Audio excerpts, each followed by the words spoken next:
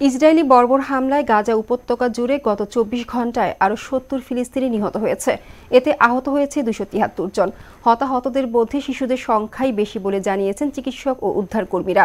এদিকে জোট সরকার গঠন নিয়ে রাজনৈতিক দলগুলোর মধ্যকার আলোচনা ব্যর্থ হওয়ায় পদত্যাগের সিদ্ধান্ত নিয়েছেন অস্ট্রিয়ার চ্যান্সেলর কার্ল নেহামা। বিস্তারিত কাজী শাহরিনের ডেস্ক রিপোর্টে। গাজায় ইসরায়েলি বাহিনীর বর্বরতা দিন দিন বেড়েই চলেছে। গত ২৪ ঘন্টায় ৩০টি বিচ্ছিন্ন হামলা চালিয়েছে নেতানিয়াহু সেনারা। এতে নতুন করে আরও ৭০ জন ফিলিস্তিনি নিহত হয়েছে এবং আহত হয়েছে ২৭৩ জন। চিকিৎসক ও উদ্ধারকর্মীরা বলছেন, হতাহতদের মধ্যে শিশুদের সংখ্যাই বেশি।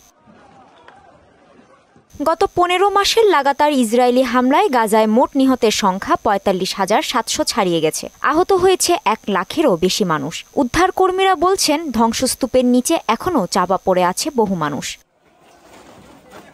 এদিকে গাজার উত্তরাঞ্চলের হাসপাতালে হামলা চালানোর কারণ দর্শিয়ে বিশ্ব স্বাস্থ্য সংস্থাকে চিঠি দিয়েছে ইসরায়েল। কামাল আদওয়ান হাসপাতালের পরিচালককে ছেড়ে দেওয়ার জন্য বিশ্ব স্বাস্থ্য সংস্থার আহ্বানের পর সামাজিক যোগাযোগ মাধ্যমে জাতিসংঘের ইসরায়েলি প্রতিনিধি ড্যানিয়েল ম্যারন চিঠি প্রকাশ করেন। চিঠিতে দাবি করা হয়, হাসপাতালটিতে হামাস ও ফিলিস্তিনি ইসলামিক জিহাদ গোষ্ঠীর সদস্যদের আনাগোনা রয়েছে। এমন তথ্যের ভিত্তিতেই তারা হামলা চালিয়েছিল।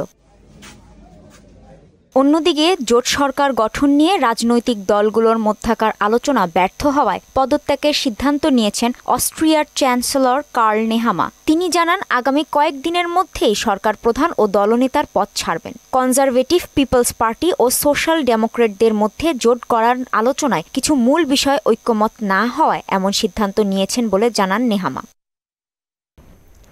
কাজী শাহরিন, মোহনা সংবাদ।